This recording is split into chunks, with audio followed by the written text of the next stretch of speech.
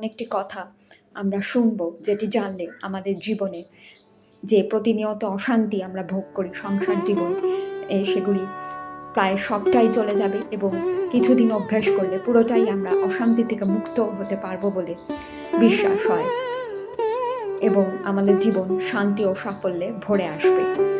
এখন আমাদের মনে প্রশ্ন জাগবে, সত্যি কি এরকম ম্যাজিক হতে পারে? কারণ আমরা সাধারণ মানুষ, আমরা যে সংসার যাত্রায় আমরা রয়েছি, গৃহে রয়েছি, বেশিরভাগ আমাদের নানা রকম অশান্তি, ঝুট ঝামেলা প্রতিদিনের সঙ্গী হয়ে উঠেছে। আজকের প্রতিযোগিতাগুলো পৃথিবীতে যখন কেউ কারোর কথা ভাবে না এবং মানুষে মানুষে ভেদাভেদ চূড়ান্ত হয়ে উঠেছে, তখন এই অশান্তি থেকে কেউই আমরা মুক্ত নই।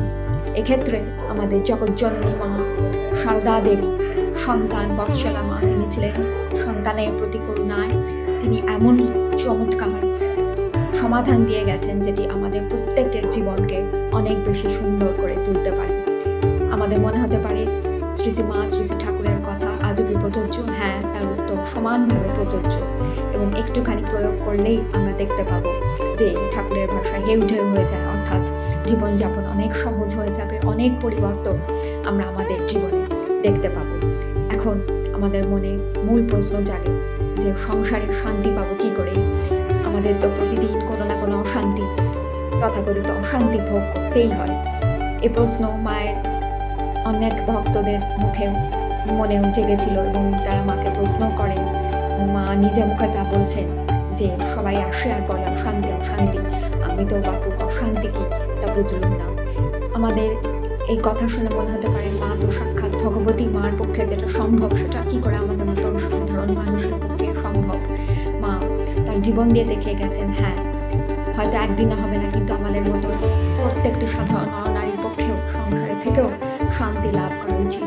শ্রী শ্রী ঠাকুরও সে একই কথা বলেছেন যে সংসারে থাকবে কিন্তু পরলোকের বাড়ি পরিচারিকার মধ্যে মতো, অর্থাৎ সংসারে সমস্ত কাজ আমরা করব কিন্তু আসক্ত হব না, জড়িয়ে পড়ব না, সেই ফলে আশা করব না এবং তখন সংসার আমাদের আর বদ্ধ করতে পারবে না। মায়ের সম্পর্কে একটু সুন্দর কথা আমরা শুনি, বা সংসারে থাকতে কিন্তু সংসার মায়ের মধ্যে থাকতো না। চলুন দেখি কিভাবে এই স্তরে যাওয়া সম্ভব যেখানে সাংসারিক অশান্তি আমাদের আর স্পর্শ করতে পারে না। মনে হতে পারে এই কথাটি সোনার পাথর বাটির মতো, কিন্তু তা নয়, এটি খুব সহজেই আমরা পেতে পারি যদি সাধারণ কয়েকটি মায়ের উপদেশ আমরা মনে রাখি।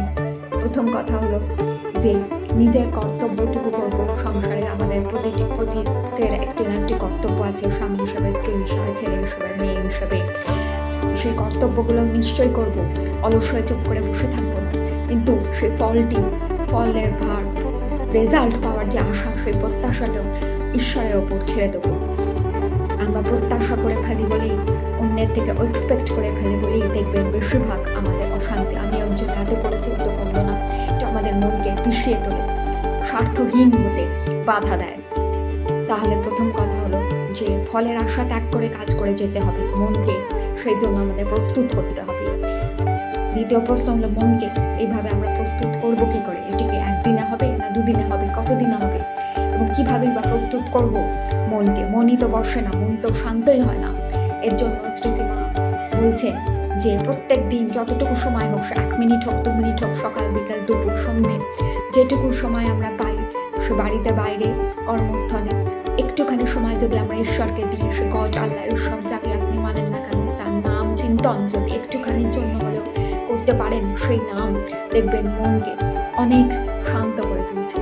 দুশ্চিন্তাগুলো আসতে দিন, বাধা দেবেন না। যখন নাম করছেন তখন আস্তে আস্তে মনের ময়লা কেটে যায়, চিত্ত অর্থাৎ মন শুদ্ধ হয়, মন শান্ত হয়ে আসে। এবং এর পরের স্তরে যদি বা একটু ধ্যান সম্ভব হয়, সকাল বিকেল বা রাতে একটু স্মরণ করুন আপনার প্রিয় দেবদেবীকে, দেখবেন মন ধীরে ধীরে আপনার বশে চলে আসবে, অশান্তিগুলো আর স্পর্শ করতে পারবে না। এই নয় যে জগৎ চেঞ্জ হয়ে যাবে, পরিবর্তন হয়ে যাবে, সব মিরাকেল ঘটে যাবে, কিন্তু আপনার যে রিয়াকশন বা আপনি যেভাবে প্রতিক্রিয়া দিতেন সেগুলি অনেক কমে যাবে এবং রাগ উত্তেজনা অনেক কমে যাবে। মায়ের সেই বিখ্যাত উক্তি আছে, যখন রাগ হবে তখন ঠাকুরের নাম স্মরণ করে 1 গ্লাস জল খেয়ে নেবে, দেখবেন এটি আমাদের আধুনিক বিজ্ঞানও বলে যে আমাদের এতে নার্ভাস সিস্টেম কমে, উত্তেজনা কমে, সাংসারিক অশান্তি তখন আর স্পর্শ করতে পারবে না। এইভাবে চলুন, কৃপা লাভ করুন।